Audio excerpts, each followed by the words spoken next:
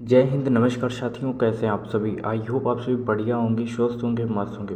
आज के सेशन में हम बात करने वाले हैं चैप्टर नंबर 4 डिटर्मिनेंट यानी कि सारणी। ठीक है, सारणी से मिनिमम 10 नंबर के क्वेश्चंस पूछे जाएंगे और मिनिमम मानकर चलिए तो 5 नंबर आपको यहाँ से मिलने वाले हैं। अगर आपने इस चैप्टर को बेहतरीन तरीके से तैयार कर लिया या फिर कुछ ऐसे क्वेश्चन है जो आप नहीं समझ पाए या जैसे इन्वर्स निकालना ही आपने सीख लिया तो वही 8 नंबर में आता है। ठीक है, आप कोई सा भी प्रश्न पत्र उठाकर देख लीजिए, 7 से 8 नंबर में वो क्वेश्चन पूछा गया है। ठीक है, तो यहाँ पर मुख्य रूप से आप डिटर्मिनेंट निकालना सीख जाएं, साथ ही साथ ए इन्वर्स निकालना सीख जाएं इस चैप्टर में, तो समझ कर चलिए आपके 5 नंबर बिल्कुल कन्फर्म है। ठीक है, मिनिमम 5 नंबर, मैक्सिमम तो 10 भी हो सकता है। ठीक है ना, तो इन सभी जो भी इंपॉर्टेंट टॉपिक्स हैं उन्हें कवर करेंगे और कुछ इंपॉर्टेंट क्वेश्चंस हैं उन्हें भी करेंगे। ठीक है, जितना पॉसिबल हो पाएगा।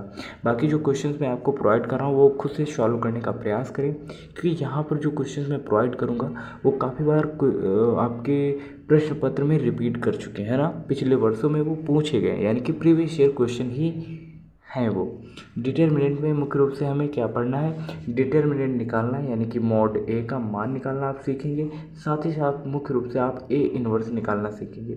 इसमें आपको adjoint of A divide by आपको मॉड ए कैलकुलेट करना होता है।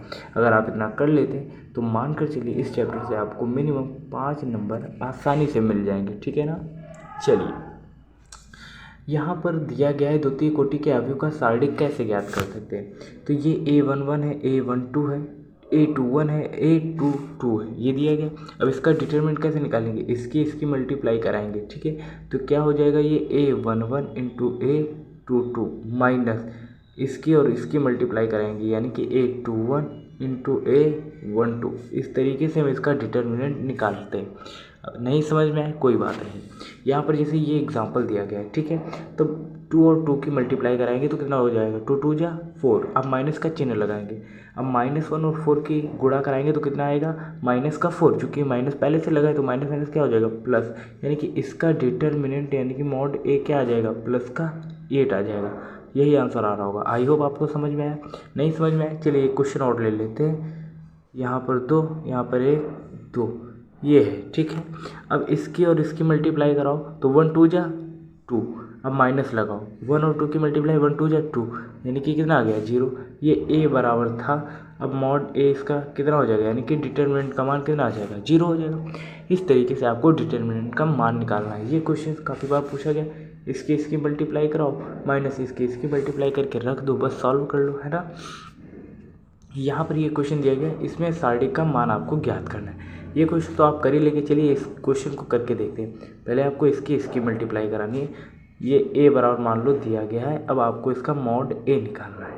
ठीक है ना, तो cos theta into cos theta क्या हो जाएगा, cos स्क्वायर थीटा। अब माइनस लगा लो। ठीक है, अब साइन थीटा और माइनस साइन थीटा की मल्टीप्लाई करोगे तो माइनस का साइन स्क्वायर थीटा, और माइनस पहले से लगा तो ये प्लस का हो जाएगा साइन स्क्वायर थीटा। अब आपको पता है sine square theta plus cos square theta बराबर क्या होता है, 1, यानी कि इसका डिटरमिनेंट कितना आएगा, 1 आएगा। तो इस तरीके से आप बाकी के डिटरमिनेंट आसानी से निकाल सकते हैं। अब जैसे यहाँ पर ये क्वेश्चन थोड़ा सा डिफरेंट दिया गया, यहाँ पर करना क्या है, पहले आप इसे मल्टीप्लाई कितने से करो, 2 से करो।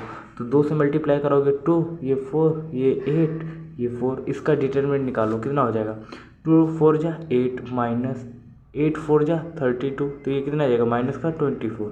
ये आया, ये तो आया मॉड 2a का मान। चलिए 24 आप याद रखिए। उसके बाद अब आपको करना क्या है, 4 इंटू मॉड ए का मान इसके साथ मल्टीप्लाई करानी है। मॉड ए कितना हो जाएगा, 2 माइनस 4 2 जा 8, ओके 8 होगा। अब 8 में से 2 जाएगा, माइनस का 6 आएगा। माइनस के 6 से इसकी मल्टीप्लाई कराओगे तब भी कितना आएगा, माइनस का 24 उसका भी आ रहा था, यानी कि इक्वल तो आ तो रहा है। बस यही आपको क्या करना था, सिद्ध करना था। तो इस तरीके से आप इस क्वेश्चन को भी कर लेंगे। अब बाकी जैसे ये ट्रिपल वाले जो ट्रिपल डिटर्मिनेंट है टाइप्स के, तो वो आपको थोड़ी सी प्रॉब्लम होगी। तो चलिए वो भी करके देख लेते हैं। एक क्वेश्चन करके देखेंगे, आपको समझ में आ जाएगा। जैसे यहाँ पर दिया गया 1 2 3 2 3 4 3 4 5, इसका आपको डिटर्मिनेंट निकालना है। जब भी आपसे कुछ इस तरीके का क्वेश्चन पूछे तो करना क्या है, ये 1 दिया गया 1 लिखो।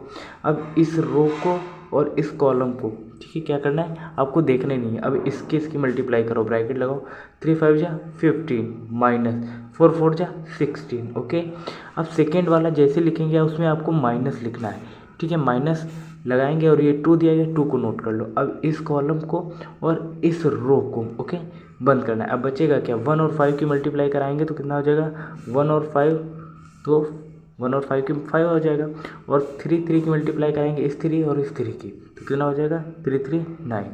अब प्लस का 3, बस यही माइनस का होता है सेकेंड वाला, ठीक है। 3 अब ये इसको बंद करो, इसको 2 4 जा 8 माइनस 3 3 जा 9। इतना क्लियर है ना। अगर नहीं क्लियर है थोड़ा सा आप स्किप करके फिर से इस वीडियो को देखें। अब 15 में से 16 घटाएंगे तो माइनस का 1 आएगा, और 1 से मल्टीप्लाई तो माइनस का 1 ही रहेगा, ठीक है। 5 से 9 घटाएंगे तो माइनस का 4 आएगा, माइनस का 4 और माइनस का 2 यानी कि प्लस का 8। ओके, यहाँ पर 3 देखो, 8 में से 9 जाएगा माइनस का 1, और माइनस 1 और प्लस 3 की मल्टीप्लाई करेंगे तो माइनस का 3, यानी कि देखो ये कितना हो जाएगा, -3 माइनस का 1 तो ये माइनस का 4 हो गया, और ये प्लस का 8 है तो कितना हो जाएगा, ये प्लस का 4। तो ये इसका डिटर्मिनेंट आ जाएगा। डिटर्मिनेंट निकालना आया आपको या नहीं आया, कोई बात नहीं। जैसे ये 1 2 3 ये दिया था, 2 3 4 3 4 5। इसमें करना क्या होता है, सबसे पहले आपको देखो ये 1 दिया गया, 1 लिखा, ब्रैकेट लगाओ। अब ये इसको भूल जाओ, ये पहले वाली लाइन और ये पहला वाला कॉलम। अब ये बचेगा, ये बचेगा, ये बचेगा, ये बचेगा, इसकी मल्टीप्लाई कराओ, इसकी हमने यहाँ पर लिख दिया 3 5 15 और 4 4 जा 16। इतना क्लियर हुआ कि नहीं क्लियर हुआ, ओके। उसके बाद आपको करना क्या है, ये 2 दिया गया है, अब माइनस का 2 लिखो, ओके। 2 लिखा आपने, अब इस लाइन को भूल जाओ और ये बीच वाली लाइन को भूल जाओ। अब ये देखो 1 और 5 की मल्टीप्लाई कराएंगे तो कितना हो जाएगा, 1 5 जा 5, और इस 3 और इस 3 की मल्टीप्लाई कराएंगे तो कितना हो जाएगा, 3 3 जा 9। कुछ मिस्टेक हुआ है क्या, इस लाइन को भूलेंगे, इस लाइन को। ये दोस्त गड़बड़ हुआ है, गड़बड़ हुआ है, बहुत बड़ी गड़बड़ हो गई, बहुत बड़ी गड़बड़ हो गई। 1 2 3 2 3 4 3 4 5 गड़बड़ हो गई भाई। आप सभी को आ रहा है तो कमेंट बॉक्स में बताते भी रहिएगा, ठीक है। इसको देखेंगे तो 1, इस लाइन को भूलना है, इस लाइन को। अब इसकी मल्टीप्लाई कराओ, इसकी तो 3 5 जा 15 माइनस 4 4 जा 16, ओके। माइनस का 2 लिखो। अब इस लाइन को देख रहे हैं तो इसको और इसको बंद करना है, ओके। इसको 2 5 जा कितना हो जाएगा 10, और 3 4 जा 12, ओके, प्लस का 3 ब्रैकेट में। अब इस लाइन को भूलो, इस लाइन को, 2 4 जा 8 और 3 3 जा 9। अभी सही है, पहले बार में ये गलत हो गया था, है ना। तो प्रैक्टिस मेक्स परफेक्ट, ये तो आपको पहले से पता है। तो ये 15 में से 16 जाएगा तो माइनस का 1 और 1 1 माइनस का 1, ओके। यहाँ से 10 में से 12 जाएगा तो माइनस का 2 और -2 यानी कि प्लस का 4। अब यहाँ से प्लस का 3 है और यहाँ पर -1 यानी कि माइनस का 3, -1 -3 कितना हो जाएगा, माइनस का 4, और ये प्लस का 4 यानी कि 0 आएगा। अब ये 0 क्यों आता है, जब भी आपसे कुछ इस पैटर्न पे पूछे, जैसे 1 2 3, अब ये 2 3 से स्टार्ट हो जाए, 2 3 4, अब इस 3 4 से स्टार्ट हो जाए, 3 4 5, तो उसका डिटरमिनेंट का जो मान होता है वो 0 के इक्वल होता है, ठीक है। तो प्रैक्टिस आप जितनी अच्छी करेंगे चीज़ें आपसे उतनी बेहतर और कम समय में आसानी से लग जाएगा, है ना। तो यहाँ पर थोड़ा डाउट हो गया था इसलिए गड़बड़ हो गया।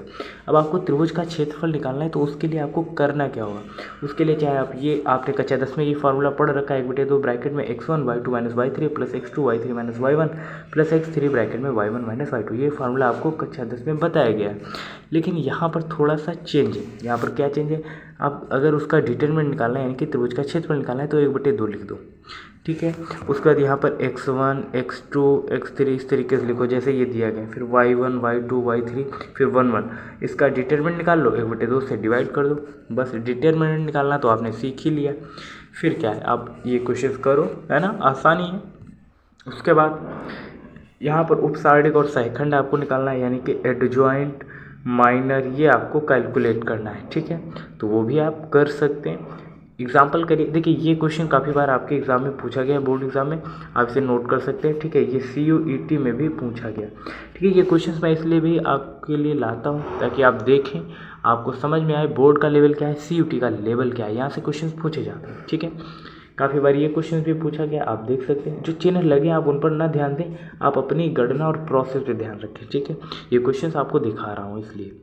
ये क्वेश्चन मानकर चलिए 99% पूछा जाएगा 2025 में, यहाँ से आपको ये समीकरण दिया रहेगा और इन समीकरणों को देखकर आपको ए इनवर्स का मान ज्ञात करना रहेगा। मेरी बात आप नोट कर लीजिए, 99.9% ये क्वेश्चंस पूछे जाएंगे, ठीक है।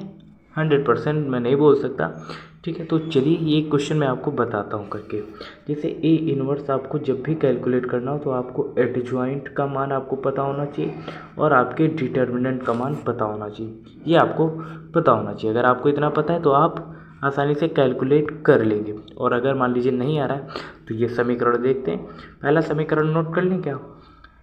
चलिए, एक समीकरण यहाँ पर दिया गया है, x plus Y plus Z बराबर 1 दिया गया है, ओके। देखिए ऐसे नोट करना पॉसिबल नहीं होगा, जैसे ये x प्लस वाई 2x, ठीक है। अगर आप कहेंगे तो ये नेक्स्ट वीडियो आपको प्रोवाइड करूँगा और उसमें ए इनवर्स निकालना मैं आप सभी को बेहद तरीके से बताऊंगा, अच्छे तरीके से बताऊंगा, ठीक है। कोशिश करूंगा ये, बट आपसे अगर कमेंट कर दें। मिलते हैं इसी नेक्स्ट इन्फॉर्मेटिव वीडियो के साथ, तब तक के लिए जय हिंद, नमस्कार।